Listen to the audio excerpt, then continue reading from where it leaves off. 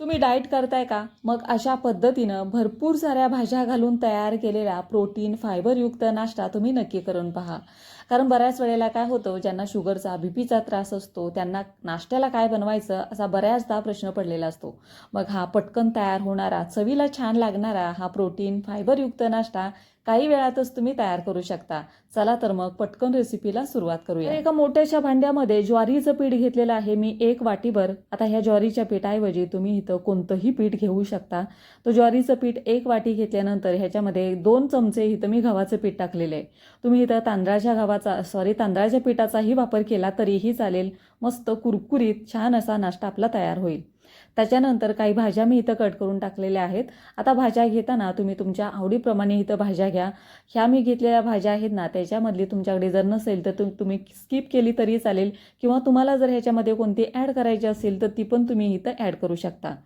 गाजर टाकलेला आहे, शिमला मिरची टाकलेली आहे, कांदा कट करून टाकलेला आहे आणि हा मीडियम साईजचा बटाटा बारीक किस करून मी ह्याचा घेतलेला आहे. 2-3 पाण्यानं स्वच्छ धुवून घेतला.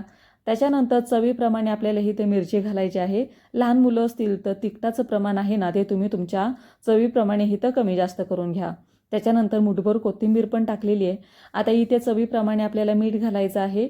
इथं दुसरा कोणताच मसाला मी इथं टाकलेला नाही. काही मोजक्याच मसाल्यांमध्ये आपण हा नाश्ता तयार करणार आहे. काळी मिरी पावडर टाकलेली आहे 1 चमचाभर. त्याच्यानंतर फक्त रंग येण्यासाठी हळद टाकलेली आहे. आता थोडं थोडं पाणी घालून हे व्यवस्थित आपण मिक्स करून घेऊया. तर मिक्स करत असताना जास्त पण पाण्याचा वापर करायचा नाही. लागेल तसं आपल्याला इथं पाणी घालायचं आहे, नाहीतर हे मिश्रण आहे ना ते पातळ होईल. आता ज्या भाज्या घेतलेल्या आहेत त्यांचं प्रमाण तुम्ही इथं वाढवलंत ना तरी चालेल. भरपूर साऱ्या भाज्या इथं घालून तुम्ही हा नाश्ता तयार करू शकता. आता याच्यामध्ये तुम्ही पालेभाज्या जरी कट करून टाकल्यात ना तरी सुद्धा चालेल. मस्त चवीचा तुमचा नाश्ता आहे ना तो तयार होईल. जसं की मेथी असेल, पालक असेल, स्वच्छ धुवून बारीक कट करून टाका. आता आपण इथं प्रोटीनयुक्त नाश्ता तयार करतोय, त्याच्यासाठी 2 अंडी मी इथं फोडून टाकलेले आहेत. तुम्हाला अंड घालायचं नसेल तर तुम्ही इथं पनीरचाही वापर केला तरी चालेल. पनीर बारीक करून ह्या मिश्रणामध्ये व्यवस्थित असं मिक्स करून घ्या. छान असा प्रोटीनयुक्त नाश्ता तुमचा तयार होईल. आता आपण इथं अंडी टाकलेले आहेत. व्यवस्थित आपण हे परत एकदा मिक्स करून घेऊया. ज्यांना शुगरचा त्रास आहे, जे डाएट करतायत, ज्यांना वजन कमी करायचं आहे, अशा लोकांना नाश्त्याला काय बनवायचं असा बऱ्याचदा प्रश्न पडलेला असतो. मग असा हलका फुलका भरपूर साऱ्या भाज्या घालून फायबरयुक्त, प्रोटीनयुक्त नाश्ता तुम्ही काही वेळातच तयार करू शकता. पचायला हलका आहे, बनवायला सोपा आहे. तुम्ही हा लहान मुलांना टिफिनमध्ये जरी दिलात ना तरी मुलं अगदी आवडीने खातील. एवढा छान चवीचा हा नाश्ता आहे ना तो तयार होतो. आता हे मिश्रणामध्ये परत मी थोडंसं पाणी घालून हे थोडंसं घट्टसर आपल्याला हे बनवायचं आहे. जास्त पातळ पण करायचं नाही आणि जास्त घट्ट पण ठेवायचं नाही. तर अशा पद्धतीनं हे मी मिश्रण आहे ना ते तयार केलेलं आहे. आता जे आपण भाज्या वापरलेल्या आहेत त्यांचं प्रमाण इथं तुम्ही थोडंसं जास्त ठेवलं तरी पण चालेल. आता मिश्रण पण आपलं व्यवस्थित तयार झालेलं आहे, तर अजिबात वेळ न घालवता लगेच हे आपण तयार करायला घेऊया. तर गॅसवरती मी तवा ठेवलेला आहे. तवा जास्त गरम करायचा नाही. हलकासा गरम झाला की ह्याला थोडंसं मी इथं तेल लावून घेतलं. तेल लावलं की जे मिश्रण आहे ना ते पळीच्या साहाय्यानं थोडंसं हलवून घ्यायचं आणि चमच्यानेच आपल्याला हे मिश्रण तव्यावरती पसरवायचं आहे. तर जास्त पण पातळ ठेवायचं नाही आणि जास्त घट्ट पण हे मिश्रण करायचं नाही. म्हणजे पळीनं व्यवस्थित आपल्याला हे तव्यावरती पसरवता येतं. तव्यावरती पसरवल्यानंतर बाजूने मी थोडंसं इथं तेल टाकून घेतलेलं आहे. तुम्ही तेलाऐवजी तुपाचा, बटरचाही इथं वापर केला तरी चालेल. तुम्ही जास्त तेलकट तुपट खात नसाल ना तर तेल किंवा तूप इथं तुम्ही टाकू नका, कारण आपण इथं नॉनस्टिक तव्याचा वापर केलेला आहे. तेल बटर तुम्ही इथं वापरलं नाही तरी हे चिले आहेत ना ते दोन्ही बाजूनी छान असे तुम्ही शिकवू शकता. तर इथं गॅसचा फ्लेम अजिबात मोठा ठेवायचा नाही. मीडियम आचेवरतीच हा चिला आपल्याला चांगला भाजून घ्यायचा आहे. मीडियम आचेवरती चिला भाजला ना की आतपर्यंत पीठ आहे ना ते चांगलं शेकलं जातं. म्हणजे आत मस्त कुरकुरीत हे चिले आहेत ना ते तुमचे तयार होतील.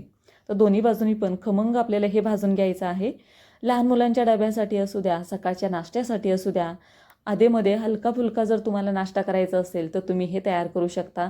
संध्याकाळच्या जेवणामध्ये सुद्धा हे तुम्ही तयार करून खाऊ शकता. हे दोन्ही बाजूने आपण छान असं कुरकुरीत होईपर्यंत चांगलं शेकवून घेतलं. आता ताटामध्ये काढत असताना एखाद्या जाळीदार भांड्यामध्ये हे तुम्ही काढून घ्या.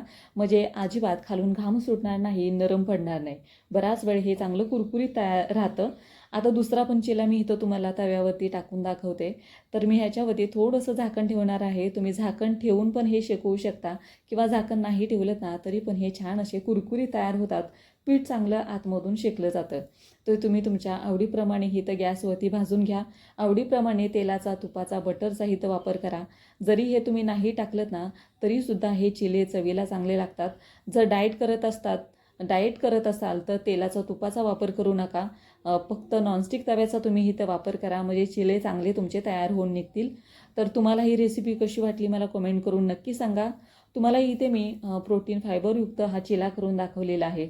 पण तुम्हाला जर तांदळाचे घावणे बघायचे असतील, कोकणी पद्धतीनं, पारंपरिक पद्धतीनं पीठ कसं तयार करायचं ते बघायचं असेल ना तर व्हिडिओ मी अपलोड केलेला आहे.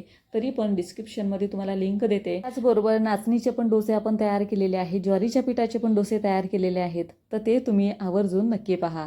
तर तुम्हाला ही हलकी फुलक्या नाश्त्याची रेसिपी कशी वाटली मला कमेंट करून नक्की सांगा. आवडली असेल तर मित्रमैत्रिणींबरोबर पण शेअर करा. चला तर मग पुन्हा भेटूया तुमच्या आवडत्या संगीताज कुकिंग कॉर्नर या चॅनलवरती. तोपर्यंत खात राहा, मस्त राहा आणि अशा पद्धतीनं प्रोटीन फायबरयुक्त नाश्ता तुम्ही नक्की करा तयार.